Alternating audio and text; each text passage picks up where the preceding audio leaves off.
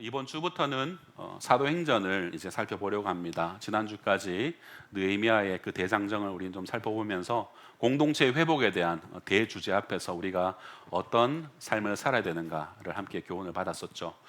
이번 주부터는 사도행전을 통하여서 이 사도행전이라는 성경에 대해서 우리가 알게 되고 이 사도행전이 주는 유익을 함께 누리고자 합니다. 그래서 먼저 사도행전이라는 성경에 대해서 우리가 먼저 성경적 개론을 좀 먼저 살펴보았으면 좋겠습니다. 모든 책이 그렇듯이 여러분 그 책의 개론을 어느 정도 이해를 하게 되면은 보다 더 우리가 그 책을 쉽게 이해하고 그 책 속에 담겨져 있는 뜻을 우리가 더 잘 발견할 수 있게 되죠. 그래서 우리 사도행전에 대해서 함께 공부도 하면서 사도행전에 나타난 이 하나님의 놀라우신 그 일하심들을 함께 발견하는 그런 귀한 시간 되기를 소망합니다. 성도 여러분, 이 사도행전은 신약 성경의 역사서라고 불릴 만큼 초대교회 역사를 아주 자세하게 기술하고 있고 선교의 시간적 흐름에 따라서 그 행적들을 잘 보여주고 있는 역사적 성경이라고 할 수가 있습니다. 그래서 이 성경 안에는 영웅들의 이야기, 믿음의 영웅들의 이야기, 모험적인 이야기, 여행 이야기, 회심의 이야기, 기적 이야기, 이러한 이야기들이 시간의 순서에 따라 배열이 되어 있어서 주제 중심적인 것이라기보다는 이야기 중심적이다라는 것을 우리는 알 수가 있습니다. 그래서 이러한 이야기들이 시간 순서에 따라서 이 나열된 것을 우리가 보고 있노라면 우리가 흔히 이제 대하 드라마, 역사 드라마 같은 거 있죠. 이제 그런 것들을 보는 것 같이 아주 드라마틱하다라는 것을 알 수가 있습니다. 이 다음에 어떤 일이 벌어질까? 이 일 이후엔 어떤 일이 다가올까라는 것들을 기대하면서 아주 쉽게 읽어갈 수 있는 그런 특징이 있죠. 그래서 사도행전 같은 책을 읽으면은 술술 넘어간다라는 것을 알 수가 있어요. 사도행전의 저자에 대해서는 이 설왕설래하는 이야기가 없습니다. 거의 학계 정설로 의사 누가로 보는 것이 정설입니다. 누가복음 1장 1절에서 4절을 보면은 누가복음의 이 수신자와 이 누가복음을 쓴 그 목적이 아주 세세하게 기록되어져 있습니다. 제가 한번 읽어보겠습니다. 우리 중에 이루어진 사실에 대하여 처음부터 목격자와 말씀에 일꾼된 자들이 전하여 준 그대로 내력을 저수라고 붙든 사람이 많은지라 그 모든 일을 근원부터 자세히 미루어 살핀 나도 데오빌로 각하에게 차례대로 써보내는 것이 좋은 줄 알았노니 이는 각하가 알고 있는 바를 더 확실하게 하려 함이라 라고 수신자가 나오고 그리고 이 수신자에게 왜 이것을 쓰게 되었는지에 대한 언급이 정확하게 명시되어 있죠. 누가복음의 기록 목적이 이 예수 그리스도의 복음이 유대인만이 아니라 모든 사람 즉 이방인들에게까지 미치고 있다라는 것은 누가복음 전체 우리의 말씀을 통하여서 우리는 알 수가 있게 됩니다. 그래서 누가복음에서만 특별하게 나오는 표현이 있는데 그것이 뭐냐면은 잃어버린 자들에 대한 예수님의 선언이 기록되어져 있어요. 다른 여타복음에는 이러한 잃어버린 자에 대한 기록이 없습니다. 누가복음 19장 10절을 보면 이렇게 말씀하죠. 삭개오 집 방문하시고 나서 예수님이 하신 말씀이죠. 19장 10절 말씀. 인자가 온 것은 잃어버린 자를 찾아 구원하려 함이라 라고 말씀하십니다. 그래서 누가복음은 이방인들을 위한 복음서다라고들 이야기하고 또 사회적으로 소외되고 잃어버린 자, 사회적 약자에 대한 관심과 표현이 아주 많다라는 것을 누가복음을 읽어보면 그렇게 알 수가 있습니다. 그러니 자연스럽게 이 동일 저자인 이 사도행전도 그러한 이방인을 향한 기조를 가지고 기록하고 있는 것을 알 수 있습니다. 누가복음 1장과 오늘 사도행전 1장에서 언급된 이 데오빌로는 여러분 그 이름의 뜻이 하나님을 사랑하는 자, 데오빌로, 데오 하나님 그리고 필로체, 필레오 사랑하는 우리 우정 간의 사랑을 필레오라고 하죠. 그래서 하나님을 사랑하는 자다라는 그런 의미를 갖고 있는 것이 바로 데오빌로의 이름의 뜻입니다. 이처럼 이 사람을 정확하게 역사적으로 누구다라고 지명할 수는 없지만은 기독교로 개종한 한 로마의 관리일 것이다, 고위 관리일 것이다라고 이렇게 추측을 합니다. 오늘 보면 1장 1절에 보게 되면은 데오빌로여 내가 먼저 쓴 거래는 이라고 말하면서 누가복음에 대한 이야기를 명시적으로 언급하는 것을 우리에게 보여줍니다. 그래서 사도행전은 데오빌로에게 첫 번째로 쓴 누가복음에 이어지는 바로 시즌2와 같은 그런 느낌이라고 할 수 있죠. 두 번째 책으로 인정하는 것이 학자들의 정설이죠. 사도행전은 그 주요 목적이 이 교회의 탄생, 그리고 교회의 성장, 그리고 이 교회를 통해서 복음이 확장되어지는 이 사실을 변증하기 위해서 쓰여졌습니다. 또한 사도행전은 사도들 가운데 이 바울을 주로 이 사도행전에서 언급을 하는 것을 볼 수 있습니다.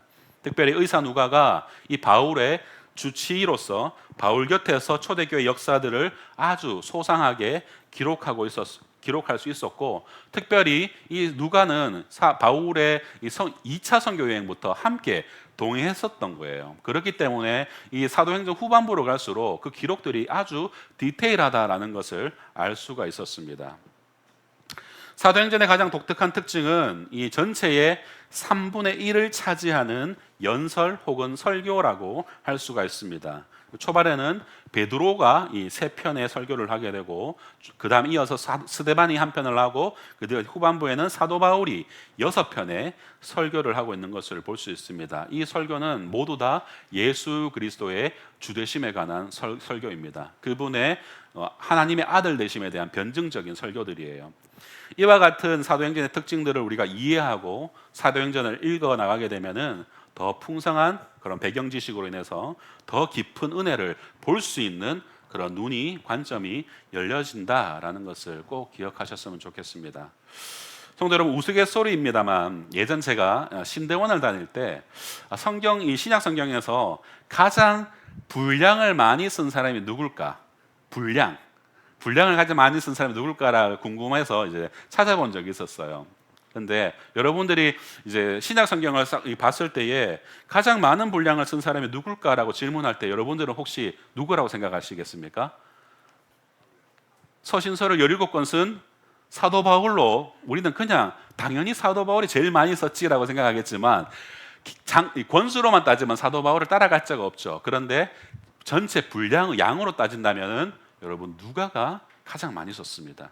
누가복음과 사도행전의 분량이 가장 많더라라는 것이죠. 여러분 누가입니다. 여러분, 근데 웃긴 거 뭔 줄 아십니까? 이 문제가 제가 신대원 시험을 쳤던 2008년도 문제에 나왔다는 거예요. 신대원 문제에 신약 성경에서 가장 많은 분량을 쓴 사람은 누구인가? 라고 문제가 나왔었습니다. 기가 찬 일이었죠. 한 번도 새알려 본 적이 없으니까 당연히 사도 바울을 체크했는데 틀려버렸습니다. 그 해 저는 신대원을 떨어졌습니다. 예. 그래서 굉장히 좀 마음이 안타까운 부분이기도 한데, 어쨌든 하나님께서는 그 실패를 딛고 다시 주의 길로 가게 하셨습니다. 이처럼 우리가 이 정도로 사도행전의 개론적인 내용을 이해하고 본다면, 우리가 앞으로 계속해서 보게 될 이 사도행전에서 나타나는 그런 하나님의 주옥 같은 그런 놀라운 일하심들, 그런 것들을 우리가 더 뜨겁게 볼 수 있게 될 거라고 확신합니다. 이제 오늘 본문을 통해서 우리 하나님의 일하심을 좀 살펴보았으면 좋겠는데, 오늘 우리가 살펴볼 사도행전 1장에서 나타나는 하나님의 일하심, 그 첫 번째는 바로 성령을 보내셨다라는 것입니다. 누가복음과 사도행전은 상호간의 연관성을 가질 수밖에 없죠. 저자가 같기 때문에. 누가복음이 예수님의 행적을 기록한 예수행전이라면, 여러분 사도행전은 사도들에게 임한 성령의 역사를 기록한 성령행전이라고 그렇게 우리가 별칭을 하기도 합니다. 그만큼 예수님의 행적과 성령의 역사를 통한 교회의 부흥과 복음의 전파를 아주 분명하게 보여주는 것, 그것이 바로 이 사도행전입니다. 그래서 본문 3, 4절을 보게 되면은 예수님의 마지막 행적을 이어가는 그러한 내용을 볼 수가 있죠. 예수님의 행적들이 이 사도행전 1장 초반부에 기록되어진 것을 볼 수가 있습니다. 연속선상에 있다는 것이죠. 3, 4절을 보면 이렇게 말씀합니다. 그가 고난받으신 후에 또한 그들에게 확실한 많은 증거로 친히 살아계심을 나타내사 40일 동안 그들에게 보이시며 하나님 나라의 일을 말씀하시니라. 사도와 함께 모이사 그들에게 분부하여 이르시되 예루살렘을 떠나지 말고 내게서 들은 바 이 아버지께서 약속하신 것을 기다리라 라고 말씀하셨죠. 앞선 1, 2절에서 이 사도행전을 기록한 목적을 이야기한 이후에 이제 본격적으로 이 사도행전을 시작하면서 누가는 누가복음의 마지막 기록, 누가복음 24장 49절, 볼지어다 내가 내 아버지께서 약속하신 것을 너희에게 보내리니 너희는 위로부터 능력이 입혀질 때까지 이 성에 머물라, 이 성에서 기다리라 라는 이 말씀을 바로 4절에서 압축해서 정리하면서 이어가고 있는 것을 볼 볼 수가 있습니다. 바로 이것은 누가복음과 사도행전이 서로 상관관계를 가지고 있다, 연결되어져 있다라는 것을 보여주는 것이라고 할 수 있죠. 특히 이 두 성경은 누가복음의 예수 그리스도의 이 부활과 승천에서 사도행전의 성령의 강림으로 이어지는 것을 볼 수 있어요. 예수님의 부활과 승천으로 끝이 나잖아요. 그리고 나서 이제 사도행전 1장에서 이게 성령을 주시겠다라고 이 약속을 하는 것으로 이어진다라는 것입니다. 또한 예수님이 그들과 함께 하시면서 하나님 나라의 일을 통해서 그들이 바라보아야 할 것이 무엇인가, 그것을 가르쳐 주시고 계십니다. 그 이후에 예수님은 승천하셨지만 그것으로 승천으로 끝나버리지 않고 성령의 역사로 그 바톤이 이어져서 오늘날까지 이어지고 있다라는 것을 우리에게 시사하고 있는 것입니다. 여러분, 이제 그들이 본격적으로 이 사명을 행하기 전에 성령이 임하지 아니하시면 그들의 사명 수행은 불가능하다라는 것을 우리에게 보여주는 것입니다. 한마디로 너희의 힘으로 이 복음 사역을 하는 것이 아니다.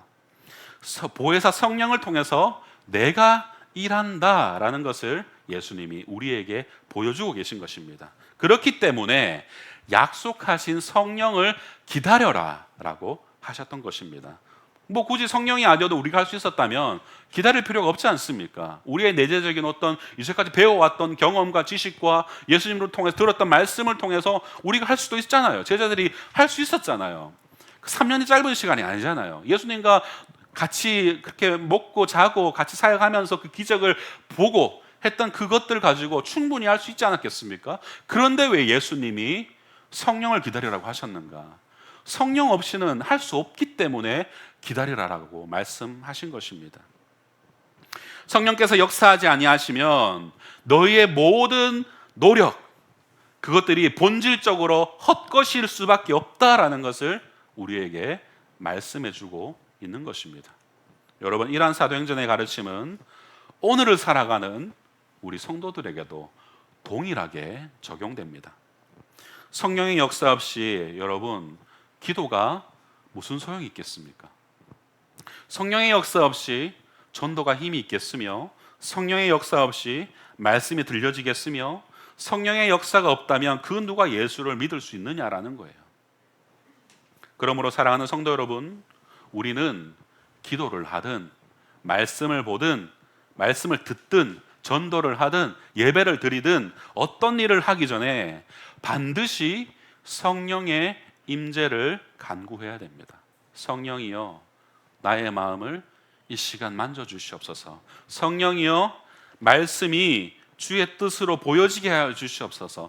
검은 것은 글자요 흰색은 종이라, 이게 아니라 이 말씀이 나의 것이 되게 해 주시옵소서. 성령이여 라고 해야 된다라는 것입니다.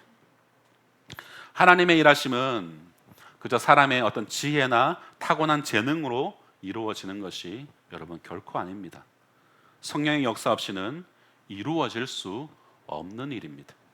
오늘 본문은 그것을 반복하면서 성령의 역사의 중요성을 우리에게 보여주고 있습니다. 사랑하는 성도 여러분, 예수님이 승천하시며 보내주신 보혜사 성령을 받으시기를 주님의 이름으로 축복합니다. 여러분, 이미 성령을 받으신 분들은 성령의 충만함을 늘 간구하시기를 바랍니다. 아버지 하나님, 저에게 성령 충만함을 주시옵소서. 성령 충만함을 주시옵소서. 어떤 일이든 하나님의 일을 감당할 때 우리의 혈기로 하지 마시고 하나님의 기뻐하시는 뜻에 따라 성령의 능력으로 감당할 수 있기를 소망합니다. 여러분, 6절을 함께 읽겠습니다. 6절입니다. 시작. 그들이 모였을 때 예수께 여쭈어 이르되 주께서 이스라엘 나라를 회복하심이 이때이니까 하니. 아멘. 예수님의 죽으심 이후에 여러분, 제자들이 모였을 때에 부활하신 예수님이 그들에게 찾아오십니다. 그때 제자들은 이스라엘 나라의 회복하심의 때를 질문하고 있죠. 이 질문에서 여러분, 우리가 무엇을 볼 수 있을까요? 저는 이 상황을 우리 사자성어로 내자 사자성어로 이렇게 정의를 해보았습니다. 동상이몽이라는 생각을 해보게 되었어요. 말씀대로 부활하신 예수님을 눈앞에서 보고 그 못자국과 손자국에 발자국에 손도 집어 넣어보고 느껴보고 하니까 제자들은 진정으로 예수님이 이루실 이스라엘의 회복, 곧 로마의 압제로부터 그들이 자유를 얻고 다윗과 솔로몬 시대에 영유했던 그러한 태평성대를 이루게 될 것을 그들은 소망했던 것입니다. 하지만 예수님이 말씀하신 하나님 나라의 도래는 겨우 이스라엘 나라의 회복에만 머물러 있는 것이 아니었어요. 이스라엘 백성들 그들만 잘 먹고 잘 사는 나라가 아니었다는 것입니다.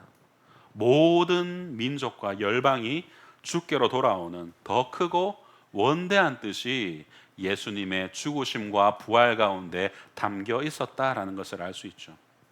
그런데 왜 이런 동상이몽이 되었을까요? 제자들의 관심은 오직 이스라엘의 회복에만 닫혀 있었기 때문이에요. 제자들이 아직 성령을 받지 않았기 때문입니다. 성령의 역사가 있어야만 하나님의 뜻을 이해할 수가 있게 되고 하나님의 뜻을 볼 수 있게 되고 그 하나님의 뜻을 본대로 행할 수 있게 되는 것입니다. 그래서 예수님이 8절에서 말씀하시죠.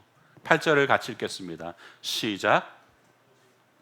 오직 성령이 너희에게 임하시면 너희가 권능을 받고 예루살렘과 온 유대와 사마리아와 땅끝까지 이르러 내 증인이 되리라 하시니라. 아멘.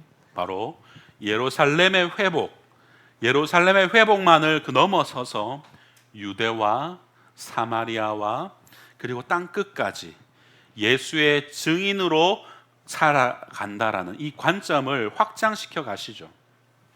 이를 위해서 성령의 역사가 필요했던 것입니다. 사랑하는 성도 여러분, 주를 위한 사역은 우리 자신의 힘으로 하는 것이 아닙니다. 본질적으로 그렇습니다. 만일 내 힘으로 하는 것이라면 여러분 우리는 실패할 수밖에 없습니다. 성령의 역사 없이 일하려는 것은 반드시 그것이 겉으로 봤을 때는 화려해 보일지 모르지만 그것은 실패라는 거예요. 그렇기 때문에 일을 잘할 수 있는 구체적인 계획과 방안보다도 더 중요한 것은 본질적인 질문을 더 자주 하면서 그것에 답을 해야 하는 것입니다. 나는 성령을 의지하고 있는가?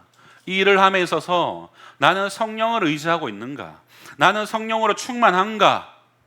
성령 하나님이 여러분 나를 주장하고 계신지를 우리는 계속해서 물어야 되고 그것을 간구해서 얻을 수 있어야 된다라는 것입니다. 부디 성령 하나님이 여러분의 마음을 중심을 주장하시도록 마음의 문을 여시기를 소망합니다. 그렇게 예수님이 8절의 말씀을 마치시고 구름 위로 성천에서 올라가시죠. 예수행전에서 이제 진정으로 성령행전으로 넘어가는 아주 중요한 지점입니다. 그렇게 예수님의 성천을 보면서 서 있었던 이 제자들을 향하여서 두 천사가 권면합니다. 예수님은 약속대로 오실 거니까 약속하신 성령을 받아 말씀대로 살아내라. 그냥 보고만 있지 말고 왜 보고만 있느냐, 말씀대로 살아내라 라고 천사들이 권면하는 듯하죠. 성도 여러분, 우리에게는 마치 이 변화산의 베드로 마냥 영광, 예수님께서 부활하셔서 우리에게 다가오신 것만이 아니라 그들이 보는 눈앞에서 예수님이 하늘로 올라가신 거예요. 구름 사이로 사라져 없어지는 것을 그들이 목도한 거예요.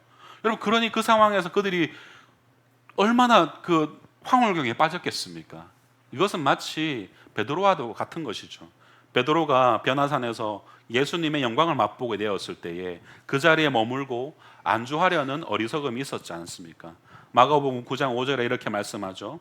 여기 있는 것이 좋사오니 우리가 초막 셋을 짓되 하나는 주를 위해, 하나는 모세를 위해, 하나는 엘리야를 위해 하사이다 라고 하면서 그것에 안주하려 했던 베드로와 같은 모습이 여러분 우리에게도 있다는 것입니다. 그러나 사랑하는 성도 여러분, 신앙은 안주하는 것이 아닙니다. 승천하시는 예수님을 와 황홀해 라고 보고만 있는 것이 아니라는 거예요. 하나님의 일하심을 보면서 와 주님 정말 살아계셔 라고 보고만 있는 것이 아니라는 것입니다. 여러분, 성령을 받고 충만을 하게 되면 여러분 우리 스스로를 개혁하지 않을 수가 없게 되는 거예요. 바로 신앙은 그런 것입니다. 성령을 받고 나면, 우리 안에 진정한 참된 신앙이 생기고 나면 스스로를 개혁하고자 하는 갈망이 매일마다 매 순간마다 일어난다는 것입니다. 그래서 우리 교단이 개혁주의를 표방하는 것입니다. 성령으로 말미암아 날마다 스스로를 개혁하는, 더욱 선한 모습으로 변화되어 가는 것을 갈망하는 삶, 그것이 바로 우리 성도의 삶이요 목표인 것입니다.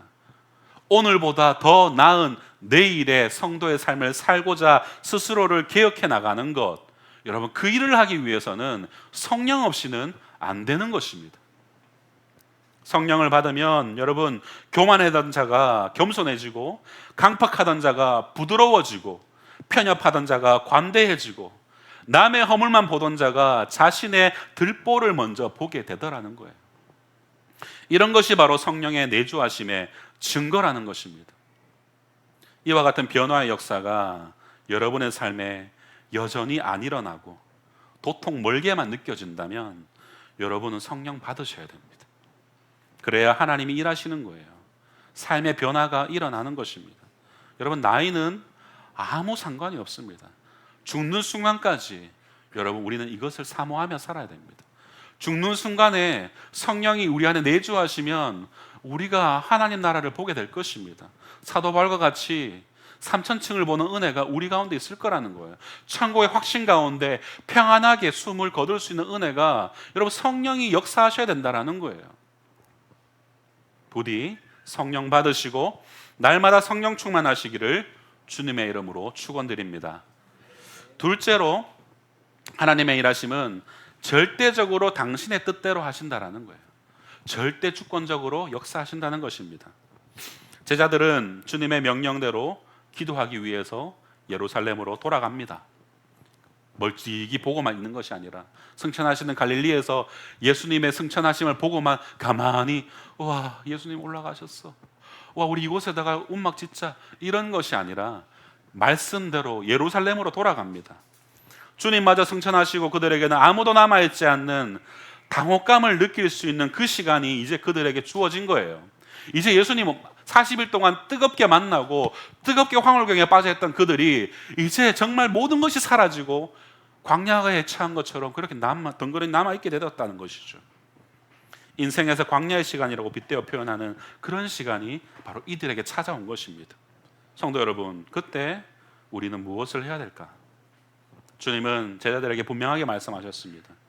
앞선 4절에서 아버지께서 약속하신 것을 기다리라 라고 하셨잖아요.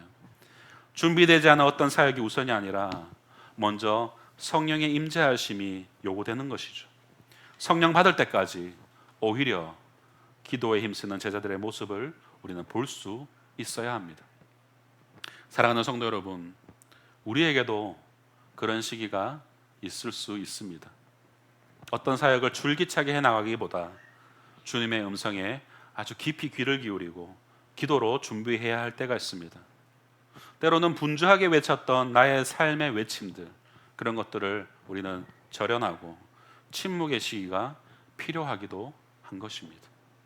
이는 하나님의 주권적 사역에 나의 생각과 나의 계획을 맡겨야 한다라는 것을 의미하죠. 어떤 일을 하든지 하나님의 마음은 무엇일까? 하나님 당신의 마음이 어디에 있습니까? 라고 질문하고 그에 맞게 행하려고 노력하는 것, 그러한 삶이 바로 하나님의 절대 주권을 인정하는 삶이라고 할 수가 있는 것입니다. 이것이 바로 여러분 기도의 본질이에요. 성도님들은 얼마나 하나님께 질문하십니까? 여러분 하나님께 질문을 해보신 지 오래되지 않으셨습니까? 기도를 해도 하나님께 질문하고 뜻을 구하기보다 내게 필요한 것만 구하기 급급했던 시간들이 여러분 얼마나 길어지고 있으신가요? 하나님의 절대 주권을 묵상한다면 우리는 하나님께 질문할 수밖에 없어요.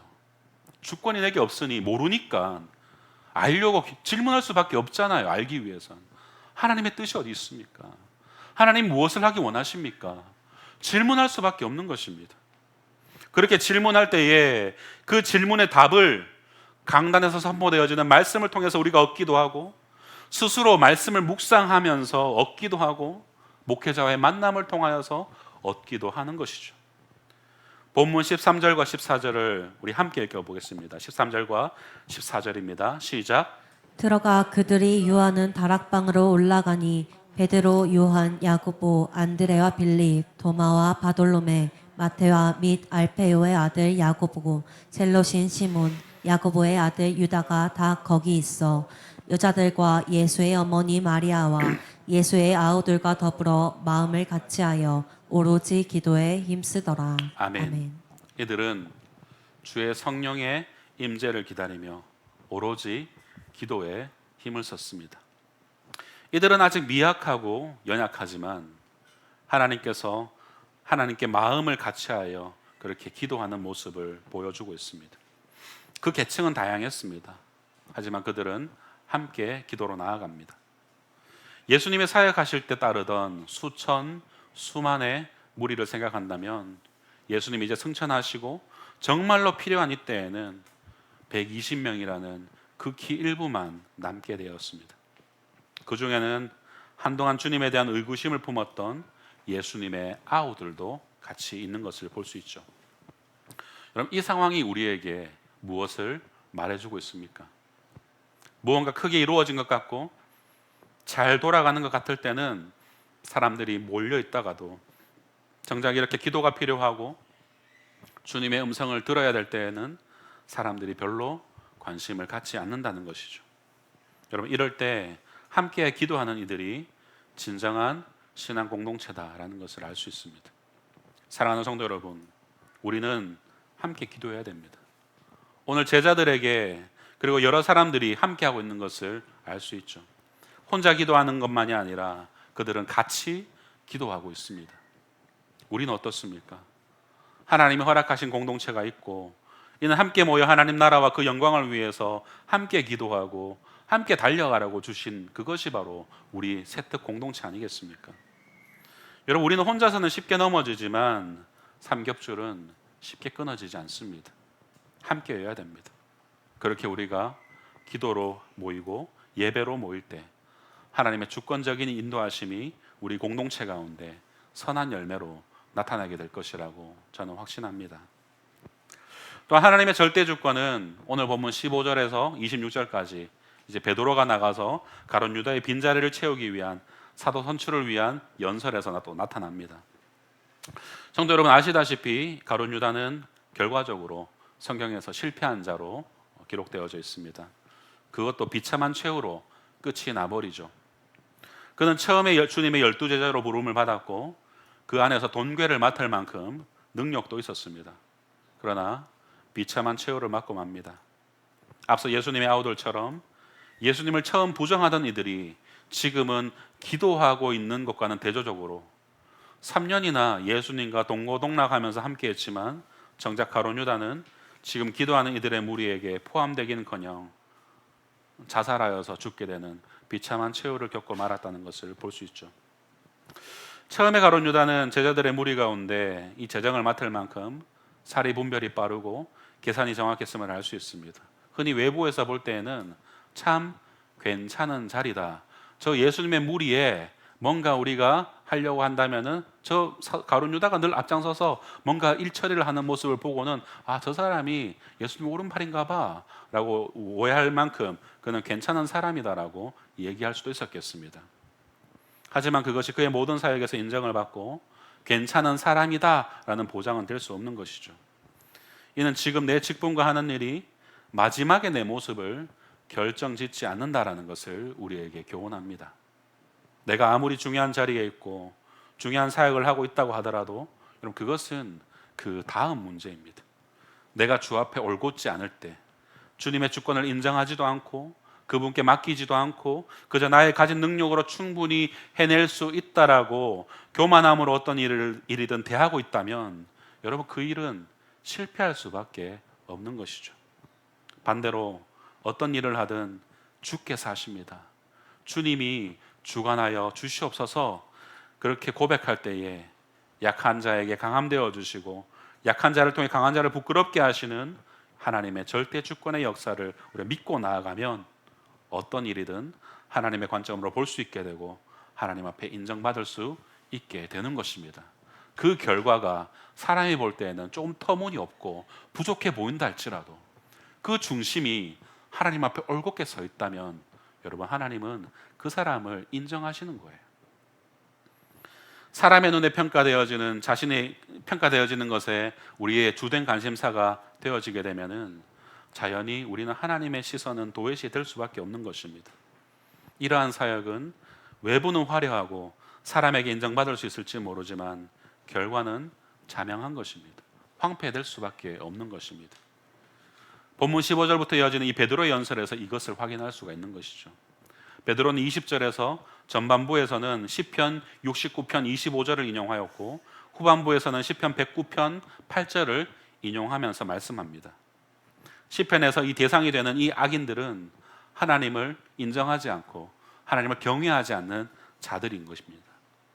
하나님을 두려워하지 않고 하나님의 주대심, 절대 주권을 인정하지 않고 자기 뜻대로 사는 자들, 바로 그런 자들의 거처가 황폐해지고 그들의 하던 그 직분들이 빼앗기게 된다라는 것을 바로 시편에서 말하고 있는 것을 인용하여서 베드로가 연설하고 있는 것입니다. 바로 이 예언의 성취가 하나님의 주권적 역사의 한 단면을 보여주고 있는 것입니다.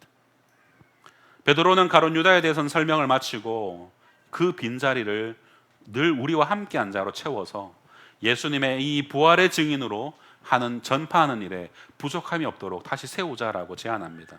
그러고는 후보 2명을 추천하죠. 22절을 보게 되면은 12번째 사도로 세워질 사람은 예수님의 갈릴리 사역 초기부터 함께한 자로서 초대교회에서 행해진 설교의 핵심 메시지였던 예수님의 부활과 승천을 목격한 사람이어야 했습니다. 그에 부합한 자가 유수도라 하는 요셉과 마띠아, 이 2사람으로 추려지죠. 중요한 것은 그 다음 그들의 행보였습니다. 그들의 행보가 뭐였습니까? 바로 기도였습니다. 그리고 그 기도는 자신의 욕심이 들어간 기도가 아니라 참으로 주님이 기뻐하실 만한 기도의 제목이 담겨 있음을 24절과 25절에서 우리는 확인할 수 있습니다. 24절과 25절을 함께 읽어보겠습니다. 시작. 그들이 기도하여 이르되 뭇 사람의 마음을 아시는 주여, 이 2사람 중에 누가 주님께 택하신 바 되어 봉사와 및 사도의 직무를 대신할 자인지를 보이시옵소서. 유다는 이 직무를 버리고 제 곳으로 갔나이다 하고.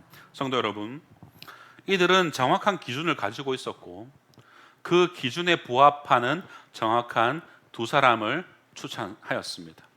그리고 가장 중요한 기도가 하나님 앞에 드려집니다.